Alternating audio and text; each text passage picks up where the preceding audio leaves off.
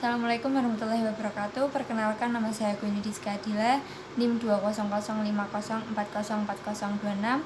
Saya dari S1 Pendidikan Tata Busana kelas 2020A.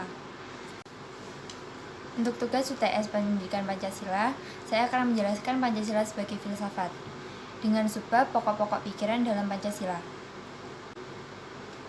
Sebagai suatu filsafat, Pancasila mempunyai 3 pokok pikiran. Yang pertama yaitu bidang ontologi, yang kedua bidang epistemologi, yang ketiga bidang aksiologi.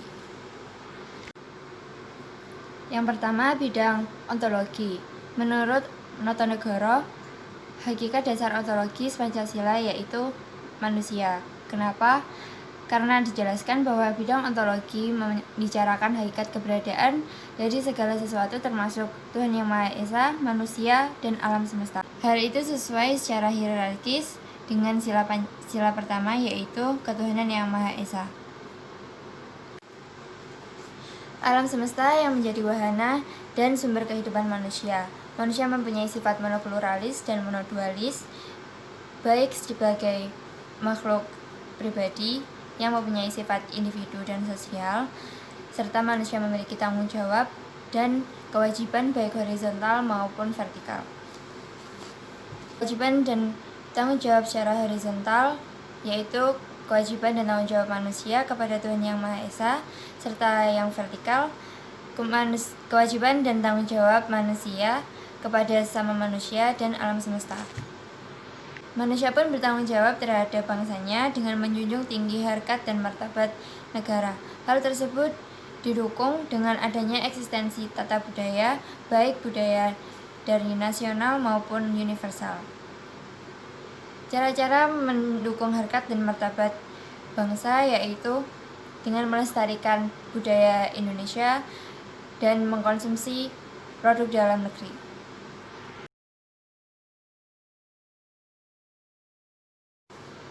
Yang kedua, bidang epistemologi. Bidang epistemologi merupakan filsafat yang membahas tentang hakikat ilmu pengetahuan.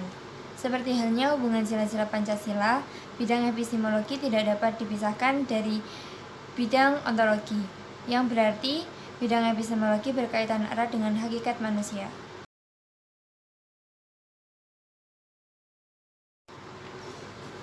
Yang pertama, tentang sumber pengetahuan. Secara teoritis terdiri dari 3, yaitu primer, sekunder, dan tersier.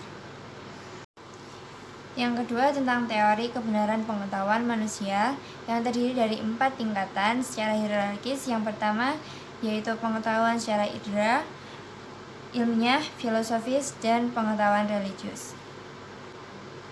Yang ketiga, tentang watak pengetahuan manusia yang berkaitan dengan psikologis manusia.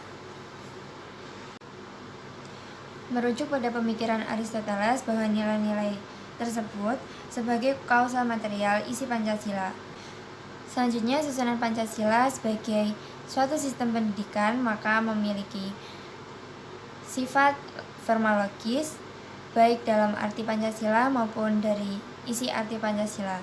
Susunan tersebut bersifat hierarkis dan tertera dalam bentuk piramidal. Susunan dengan sistem logis ini menyangkut kualitas dan kuantitas isi arti Pancasila. Oleh sebab itu, Pancasila sebagai epistemologis ini harus menjadi dasar moralitas bangsa dalam membangun perkembangan ilmu pengetahuan dan teknologi ke depannya. Yang ketiga, bidang aksiologi. Bidang aksiologi merupakan filsafat Pancasila yang pada hakikatnya membahas tentang nilai praksis atau manfaat suatu pengetahuan tentang Pancasila. Istilah nilai dalam kajian filsafat membahas tentang suatu ungkapan abstrak yang digunakan untuk melakukan penilaian.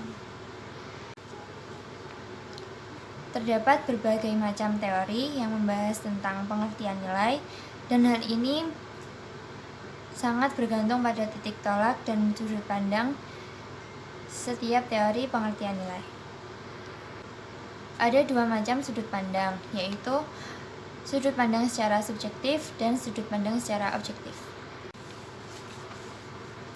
Notonegoro merinci suatu pengertian tentang nilai, yaitu nilai ada yang bersifat material dan non-material. Nilai material relatif mudah diukur menggunakan panca indera, namun juga dapat diukur dengan menggunakan hati nurani.